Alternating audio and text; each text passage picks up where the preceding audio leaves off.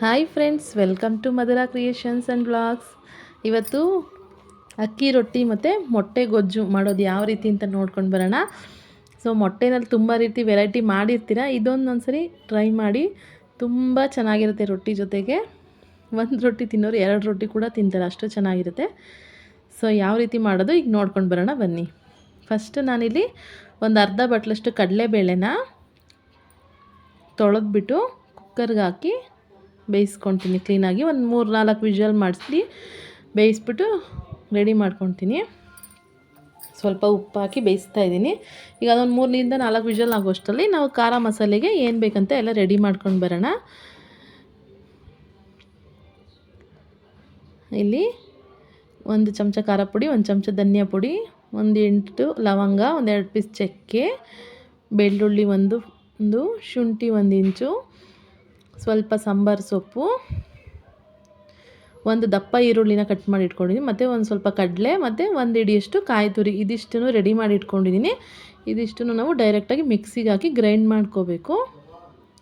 ಅದ್ರ ಜೊತೆಗೆ 1 ದಪ್ಪ ಈರುಳ್ಳಿನ ಸಣ್ಣದಾಗಿ ಕಟ್ ಮಾಡಿ ಸ್ವಲ್ಪ ಕಾಯಿ ತುರಿನೂ ತುರಿದು ರೆಡಿ ಮಾಡಿ ಇಟ್ಕೊಂಡಿದ್ದೀವಿ. ಇದು ಎಲ್ಲ ಒಗ್ಗರಣೆಗೆ ಹಾಕಲಿಕ್ಕೆ ಬೇಕು. ಸೊ ಯಾವ ರೀತಿ ಮಾಡೋದು ಈ ಮೊಟ್ಟೆ ಗೊಜ್ಜುನ ಅಂತ ನೋಡ್ಕೊಂಡು ಬರೋಣ ಬನ್ನಿ. ಮೊದಲಿಗೆ ಇಲ್ಲಿ ಕಡಲೆಬೇಳೆನೂ ಬೆಂದು ರೆಡಿ ಇದೆ. ಈಗ ಒಂದು ಬಾಣಲಿ ಕಾಯಕ್ಕೆ ಇಟ್ಟಿದ್ದೀನಿ. ಸೊ ಈ ಬಾಣಲಿಗೆ ಸ್ವಲ್ಪ ಎಣ್ಣೆ ಹಾಕಿ 2-3 ಸ್ಪೂನ್ ಆಯಿಲ್ ಬಿಡಬೇಕು ಫ್ರೆಂಡ್ಸ್.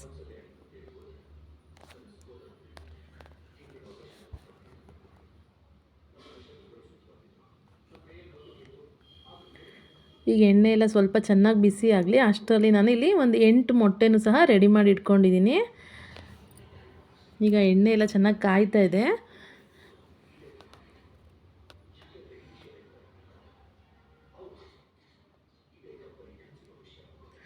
ಇವಾಗ ಎಣ್ಣೆ ಎಲ್ಲ ಸ್ವಲ್ಪ ಚೆನ್ನಾಗಿ ಬಿಸಿ ಆದಮೇಲೆ ಅದಕ್ಕೆ ನೋಡಿ ಮಿಕ್ಸಿ ಜಾರಿಗೆ ಹಾಕಿ ಎಲ್ಲ ರುಬ್ಬಿ ಕೂಡ ರೆಡಿ ಮಾಡಿ ಇಟ್ಕೊಂಡಿದ್ದೀನಿ ನಾನು. ಖಾರ ಮಸಾಲೆ ಎಲ್ಲ ರೆಡಿ ಮಾಡಿದ್ವಲ್ಲ, ಅದನ್ನು ಫ್ರೈ ಏನು ಮಾಡಿಲ್ಲ, ಡೈರೆಕ್ಟಾಗಿಯೇ ರುಬ್ಬಿ ರೆಡಿ ಮಾಡಿ ಇಟ್ಕೊಂಡಿದ್ದೀನಿ. ಇವಾಗ ಈರುಳ್ಳಿ ದಪ್ಪ ಈರುಳ್ಳಿನ ಸಣ್ಣದಾಗಿ ಕಟ್ ಮಾಡಿ ಇಟ್ಕೊಂಡಿದ್ವಿ ಅಲ್ವಾ. ಸೊ ಅದನ್ನು ಎಣ್ಣೆ ಕಾಯ್ದಿರೋದ್ರಿಂದ ಅದಕ್ಕೆ ಹಾಕಿ ಚೆನ್ನಾಗಿ ಫ್ರೈ ಮಾಡ್ತೀನಿ. ಸ್ವಲ್ಪ ಕೆಂಪು ಬಣ್ಣ ಬರೋ ತನಕ ಈರುಳ್ಳಿನ ಸ್ವಲ್ಪ ಫ್ರೈ ಮಾಡಬೇಕು.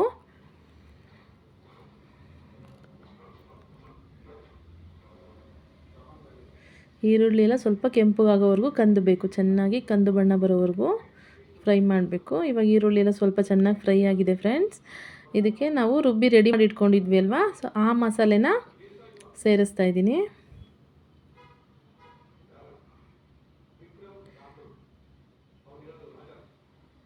ನೋಡಿ ಮಸಾಲೆ ಎಲ್ಲ ಸ್ವಲ್ಪ ಆಯಿಲ್ನಲ್ಲೇ ಚೆನ್ನಾಗಿ ಫ್ರೈ ಮಾಡ್ತಾ ಇದ್ದೀನಿ. ಇವಾಗ ಆಯಿಲಲ್ಲಿ ಸ್ವಲ್ಪ ಮಸಾಲೆ ಎಲ್ಲ ಚೆನ್ನಾಗಿ ಬೆಂದಿದೆ, ಎಣ್ಣೆನೂ ಸಹ ಸ್ವಲ್ಪ ಸೈಡಲ್ಲೆಲ್ಲ ಬಿಡ್ತಾ ಇದೆ. ಇದಕ್ಕೆ ನಾನು ಸ್ವಲ್ಪ ಮಿಕ್ಸಿ ಜಾರ್ ತೊಳೆದ್ಬಿಟ್ಟು ಅದ್ರ ನೀರನ್ನು ಕೂಡ ಸೇರಿಸ್ತಾ ಇದ್ದೀನಿ. ಜಾಸ್ತಿ ಏನು ನೀರು ಹಾಕೋದು ಬೇಡ ಫ್ರೆಂಡ್ಸ್, ಸುಮ್ಮನೆ ಒಂದು ಅರ್ಧ ಲೋಟದಷ್ಟು ನೀರನ್ನ ಸೇರಿಸ್ತಾ ಹೋಗಬೇಕು. ನೋಡಿ ಈ ರೀತಿ ಸ್ವಲ್ಪ ಮಾತ್ರ ಸೇರಿಸಿದ್ದೀನಿ. ಇವಾಗ ಇದು ಸ್ವಲ್ಪ ಮಸಾಲೆ ಎಲ್ಲ ಇನ್ನೊಂದು ಸ್ವಲ್ಪ ಚೆನ್ನಾಗಿ ಬೇಯಲಿ. ನೀರು ಹಾಕಿರೋದ್ರಿಂದ ಸ್ವಲ್ಪ ಚೆನ್ನಾಗಿ ಫ್ರೈ ಮಾಡ್ತೀನಿ.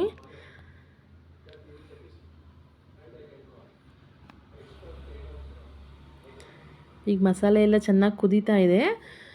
ನಾವು ಕಡಲೆಬೇಳೆಗೆ ಸ್ವಲ್ಪ ಉಪ್ಪು ಹಾಕಿದ್ವಿ ಅಲ್ವಾ, ಹಾಗಾಗಿ ಈಗ ಸ್ವಲ್ಪ ನೋಡಿಬಿಟ್ಟು, ನಾನು ಅಲ್ಲಿ ಸ್ವಲ್ಪ ಹಾಕಿದ್ದೆ, ಇಲ್ಲೂ ಸ್ವಲ್ಪ ಹಾಕ್ತಾಯಿದ್ದೀನಿ, ಜಾಸ್ತಿ ಆಗ್ತಾಯಿಲ್ಲ. ಉಪ್ಪು ಸೇರಿಸಿ ನಮಗೆ ಎಷ್ಟು ಬೇಕೋ ಅಷ್ಟು ನೋಡಿಬಿಟ್ಟು ರುಚಿ ನೋಡಿ ಉಪ್ಪು ಸೇರಿಸಿದ್ದೀನಿ. ಈಗ ಕಡಲೆಬೇಳೆ ಬೇಯಿಸಿಟ್ಕೊಂಡಿದ್ವಿ ಅಲ್ವಾ, ಅದನ್ನು ಸಹ ಆ ಖಾರ ಮಸಾಲೆ ಒಳಗಡೆ ಹಾಕ್ತಾಯಿದ್ದೀನಿ. ಎಲ್ಲ ಚೆನ್ನಾಗಿ ಸ್ವಲ್ಪ ಕುದಿಯೋಕ್ಕೆ ಬಿಡಬೇಕು. ಎಲ್ಲ ಕ್ಲೀನಾಗಿ ಕುದಿಸೋಣ ಇದನ್ನು. ಚೆನ್ನಾಗಿ ಕುದ್ಮೇಲೆ ಇವಾಗ ನೋಡಿ ಎಲ್ಲ ಮಿಕ್ಸ್ ಆಯಿತು ಚೆನ್ನಾಗಿ.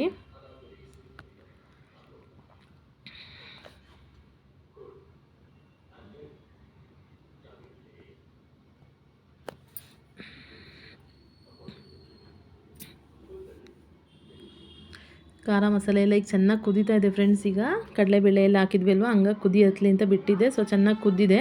ಇವಾಗ ಮೊಟ್ಟೆ ರೆಡಿ ಮಾಡಿ ಇಟ್ಕೊಂಡಿದ್ವಿ ಅಲ್ವಾ 8, ಅದರಲ್ಲಿ ನಾನು ಒಂದು 3-4 ಮೊಟ್ಟೆನ ಒಡೆದು ಹಾಕ್ತೀನಿ.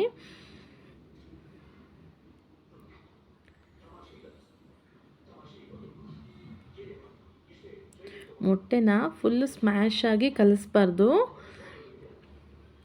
ಸ್ವಲ್ಪ ನಮಗೆ ಲಾಸ್ಟಲ್ಲಿ ತಿನ್ನುವಾಗ ಸ್ವಲ್ಪ ಬಾಯಿಗೆ ಸಿಗಬೇಕು, ಆ ರೀತಿ ಸುಮ್ಮನೆ ಸ್ವಲ್ಪ ಫ್ರೈ ಮಾಡಬೇಕು. ಈಗ ಒಂದು 3ರಿಂದ 4 ನಾನು ಫುಲ್ ಸ್ಮ್ಯಾಶ್ ಮಾಡ್ತೀನಿ. ನೋಡಿ ಈ ರೀತಿ ಖಾರ ಮಸಾಲೆನಲ್ಲಿ ಮೊಟ್ಟೆ ಎಲ್ಲ ಮಿಕ್ಸ್ ಆಗುತ್ತೆ. ಸ್ವಲ್ಪ ಚೆನ್ನಾಗೆಲ್ಲ ಈಗ ಹೊಡಿತಾ ಇದ್ದೀನಿ. ಮೊಟ್ಟೆ ಎಲ್ಲ ಕ್ಲೀನಾಗಿ ಎಲ್ಲ ಹೊಡೆದಿದೆ, ಭಂಡಾರ ಎಲ್ಲ.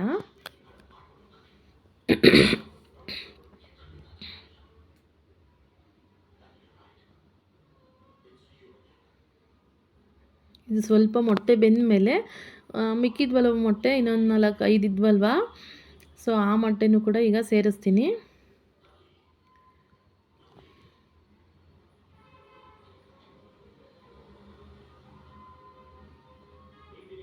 ಫಸ್ಟ್ 3 ಮೊಟ್ಟೆ ಪೂರ್ತಿ ಸ್ಮ್ಯಾಶ್ ಮಾಡಿದೆ ಅಲ್ವಾ, ಈಗ ಆ ರೀತಿ ಮಾಡೋದಿಲ್ಲ. ಇದನ್ನು ಸ್ವಲ್ಪ ಮಾತ್ರ ಹೊಡಿಲಿಕ್ಕೆ ಬಿಡ್ತೀನಿ. ಯಾಕೆಂದರೆ ತಿನ್ನುವಾಗ ಸ್ವಲ್ಪ ಬಾಯಿಗೆ ಸಿಗಲಿ ಅಂದ್ಬಿಟ್ಟು, ಮೊಟ್ಟೆದು ಗೊತ್ತಾಗುತ್ತದೆ ಮೊಟ್ಟೆ ಸಿಗಲಿ ಅಂದ್ಬಿಟ್ಟು ಸ್ವಲ್ಪ ಮಾತ್ರ ಸ್ಮ್ಯಾಶ್ ಮಾಡ್ತೀನಿ.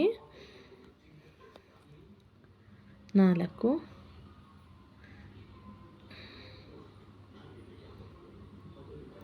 ಈಗ ನಾನು ಲಾಸ್ಟಿಗೆ 5 ಮೊಟ್ಟೆ ಹಾಕಿದ್ದೆ. ಫಸ್ಟ್ 3 ಹಾಕಿದ್ದೆ, ಈಗ 5.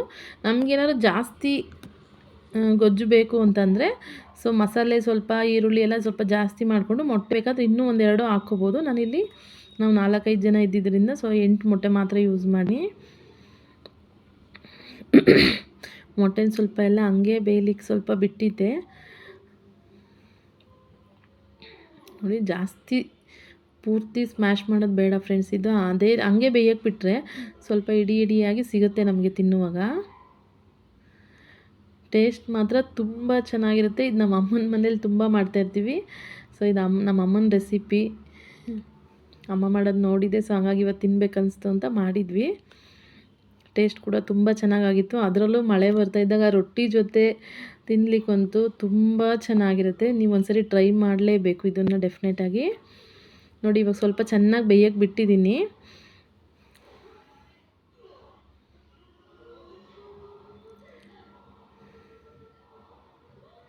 ನೋಡಿ ಇವಾಗೆಲ್ಲ ಆಗಿದೆ. ಸ್ವಲ್ಪ ಕಡಿಮೆ ಫ್ಲೇಮಲ್ಲೇ ಬಿಟ್ಟಿದ್ದೆ, ಯಾಕೆಂದರೆ ಸ್ವಲ್ಪ ತಳ ಸೀದ್ಬಿಟ್ರೆ ಚೆನ್ನಾಗಿರಲ್ಲ ಅಂದ್ಬಿಟ್ಟು. ನೋಡಿ ಮೊಟ್ಟೆ ಹಂಗೆ ಬಿಟ್ಟಿದ್ದೆ ನಾನು. ಇವಾಗ ಇನ್ನೊಂದು ಸರ್ತಿ ಎಲ್ಲ ಚೆನ್ನಾಗಿ ಮಿಕ್ಸ್ ಮಾಡಿ ಇನ್ನೂ ಒಂದು 2 ನಿಮಿಷ, ಇಲ್ಲಾಂದರೆ ಒಂದು 2-3 ನಿಮಿಷ ಸಣ್ಣ ಊರಿನಲ್ಲೇ ಬೇಯಿಸ್ಬಿಟ್ರೆ ಅದರಲ್ಲಿರೋ ಮೊಟ್ಟೆ ಎಲ್ಲ ಕ್ಲೀನಾಗಿ ಬೆಂದ್ಬಿಡುತ್ತೆ. ಈಗ ಇದಕ್ಕೆ ತುರ್ದಿ ರೆಡಿ ಮಾಡಿ ಇಟ್ಕೊಂಡಿದ್ವಿ ಅಲ್ವ ಫಸ್ಟು, ಇದೆಲ್ಲ ಮೊಟ್ಟೆ ಎಲ್ಲ ಬೆಂದಾದ್ಮೇಲೆ ಈ ಕಾಯಿ ತುರಿ ಹಾಕಬೇಕು. ಸೊ ತುರ್ದಿ ರೆಡಿ ಮಾಡಿ ಇಟ್ಕೊಂಡಿದ್ದು ಕಾಯಿ ತುರಿ ಎಲ್ಲ ಅದಕ್ಕೆ ಮಿಕ್ಸ್ ಮಾಡ್ತಾಯಿದ್ದೀನಿ. ಈಗ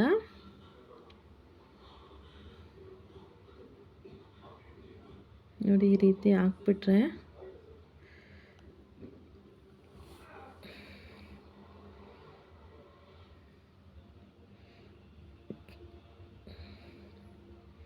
ಈಗ ಮೊಟ್ಟೆ ಸಹ ಬೆಂದಿದೆ, ಕಾಯಿ ಕೂಡ ಎಲ್ಲ ಮಿಕ್ಸ್ ಆಗಿದೆ. ಸ್ವಲ್ಪ ಸಣ್ಣ ಊರಿನಲ್ಲಿ ಇದು ಇನ್ನೊಂದು 2-3 ನಿಮಿಷ ಬೇಯಿಸೋಣ.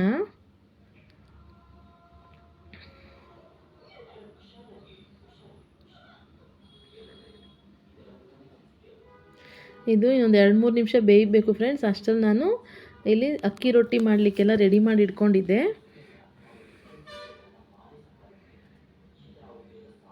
ಸ್ವಲ್ಪ ಅನ್ನ ಮತ್ತು ಉಪ್ಪು ಮತ್ತು ಅಕ್ಕಿ ಹಿಟ್ಟು ಹಾಕಿ ಚೆನ್ನಾಗಿ ಮಿದ್ದು ನಾದಿ ಹಿಟ್ಟನ್ನು ರೆಡಿ ಮಾಡಿ ಇಟ್ಕೊಂಡಿದ್ದೆ. ಸೊ ರೊಟ್ಟಿ ತಟ್ಟೋದು ಸಹ ತೋರಿಸ್ತೀನಿ, ನೋಡೋರಂತೆ. ನೋಡಿ ಇದು ಇವಾಗ ಮೊಟ್ಟೆ ಗೊಜ್ಜು ಪೂರ್ತಿ ರೆಡಿಯಾಗಿದೆ.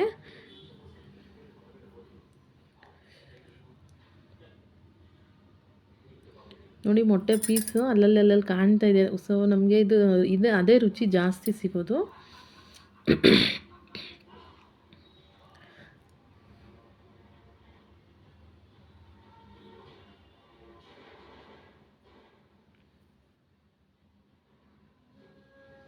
ಇವಾಗ ಗೊಜ್ಜು ಪೂರ್ತಿ ರೆಡಿಯಾಗಿದೆ ಫ್ರೆಂಡ್ಸ್. ಇವಾಗ ಇದ್ರ ಜೊತೆಗೇ ಒಂದು ರೊಟ್ಟಿ ಕೂಡ ಹಾಕ್ಬಿಟ್ಟು ತೋರಿಸ್ತೀನಿ ನಿಮಗೆ. ಸೊ ಯಾರೆಲ್ಲ ಅಕ್ಕಿ ರೊಟ್ಟಿ ಟ್ರೈ ಮಾಡಿದ್ದೀರಾ ಮಾಡ್ಬೋದು, ಇದು ಚೆನ್ನಾಗಿ ಬರುತ್ತೆ. ನಾನು ಕೇಳ್ದಂಗೆ ತುಂಬ ಜನ ಈ ರೀತಿ ಅಕ್ಕಿ ರೊಟ್ಟಿ ತೊಟ್ಟಕ್ಕೆ ಬರೋದಿಲ್ಲ ಅನ್ನೋ ಕಂಪ್ಲೇಂಟೇ ನಾನು ಕೇಳಿರೋದು. ನೋಡಿ ಇದು ಈ ರೀತಿ ಟ್ರೈ ಮಾಡ್ಬೋದು. ಎಲ್ಲ ಈ ರೀತಿ ತೊಟ್ಟಕ್ಕೆ ಬರೋದಿಲ್ಲ ಅಂತ ಈಗೆಲ್ಲ ಬಳಿಯೋ ರೊಟ್ಟಿ ಅಂದ್ಬಿಟ್ಟು ಅಕ್ಕಿ ಹಿಟ್ಟನ್ನ ಕಲಸ್ಬಿಟ್ಟು ಹೆಂಚ್ ಮೇಲೆ ಸವರ್ ಬಿಡ್ತಾರೆ. ಬಟ್ ನಮಗೆಲ್ಲ ಈ ರೀತಿನೇ ಮಾಡಿ ಇಷ್ಟ ನಮ್ಮ ಮನೇಲೆಲ್ಲ, ನಮ್ಮ ಅಮ್ಮನ ಮನೇಲಿ. ಸೊ ಎಷ್ಟು ಅಗಲ ತೊಟ್ಟಿದ್ರೂ ಅರ್ಧೋಗಲ್ಲ ಫ್ರೆಂಡ್ಸ್, ಇದು ರೊಟ್ಟಿ ಹಾಳಾಗಲ್ಲ, ಚೆನ್ನಾಗಿ ಬರುತ್ತೆ.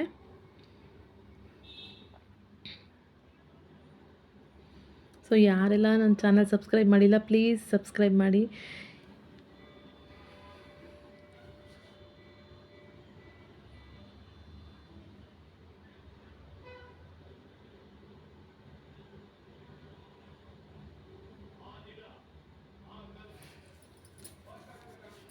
ನನ್ನ ಚಾನಲ್ 50 ಜನ ಸಬ್ಸ್ಕ್ರೈಬರ್ ಆಗಿದ್ದಾರೆ. ಸೊ ನನಗಂತೂ 50 ಜನನೇ ತುಂಬ ಖುಷಿ ಆಗ್ತಾಯಿದೆ.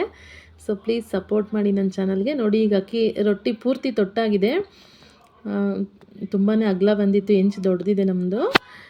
ಸೊ ನೋಡಿ ಈ ರೀತಿ ಸ್ವಲ್ಪ ತಳ ಎಲ್ಲ ಬಿಡಿಸ್ಬಿಟ್ರೆ ಬೆಂದಿದೆ ಅಂತ ಗೊತ್ತಾಗುತ್ತೆ. ಅದಾದಮೇಲೆ ಸ್ವಲ್ಪ ನೀರು ಹಾಕ್ಬಿಟ್ಟು ಸವರಬೇಕು. ಇದು ಒಂದು ಬಟ್ಟೆನಲ್ಲಾದರೂ ಸವರ್ಬೋದು, ನಾನಿಲ್ಲಿ ರೂಢಿ ಇರೋದ್ರಿಂದ ಸ್ವಲ್ಪ ಕೈಯಲ್ಲೇ ಸವರ್ಬಿಡ್ತೀನಿ. ಸ್ವಲ್ಪ ಬಿಸಿ ಇರುತ್ತೆ, ಹೊಸ್ದಾಗಿ ಏನಾದ್ರು ಮಾಡೋರಿದ್ದರೆ ಸ್ವಲ್ಪ ಹುಷಾರಾಗಿ ನೋಡ್ಕೊಂಡು ಮಾಡ್ಕೊಳ್ಳಿ.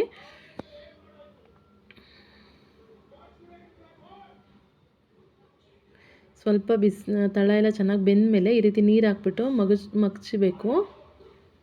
ನೋಡಿ ಇವಾಗ 2 ಸೈಡು ರೊಟ್ಟಿನ ಕ್ಲೀನಾಗಿ ಬೇಯಿಸ್ಕೋಬೇಕು.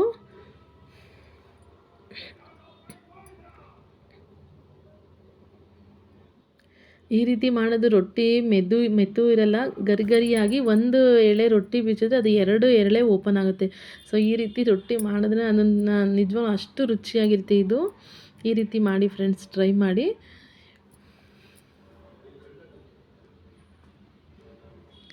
ಸೊ ರೊಟ್ಟಿನೂ ರೆಡಿ ಆಯಿತು. ಇವಾಗ ನಾನು ತಿಂಡಿ ತಿನ್ನಲಿಕ್ಕೆ ಸರ್ವ್ ಮಾಡಿಕೊಡ್ತಾಯಿದ್ದೀನಿ. ಸೊ ನೋಡಿ ರೊಟ್ಟಿ ಜೊತೆಗೆ ಮೊಟ್ಟೆ ಗೊಜ್ಜು. ನೀವು ಕೂಡ ಒಂದ್ಸರಿ ಟ್ರೈ ಮಾಡಿ. ಯಾರಿಗೆಲ್ಲ ಈ ರೆಸಿಪಿ ಇಷ್ಟ ಆಯಿತು ಪ್ಲೀಸ್ ಕಮೆಂಟ್ ಮಾಡಿ. ನನ್ನ ಚಾನಲ್ನ ಸಬ್ಸ್ಕ್ರೈಬ್ ಮಾಡೋದು ಮರಿಬೇಡಿ. ನೋಡಿ ಅದು ನೋಡ್ತಿದ್ರೇ ನನಗಂತೂ ತುಂಬ ಮೊಟ್ಟೆ ಗೊಜ್ಜು ಮಾಡಿ ನಾನು ತುಂಬ ದಿನ ಆಗೋಗಿತ್ತು. ಸೊ ಇವತ್ತು ಟ್ರೈ ಮಾಡೋಣ ಅಂತ ಮಾಡಿದ್ದೆ. ಟೇಸ್ಟ್ ವೈಸ್ ಅಂತೂ ತುಂಬ ಚೆನ್ನಾಗಿತ್ತು. ನೀವು ಕೂಡ ಟ್ರೈ ಮಾಡಿ. Thank you for watching friends.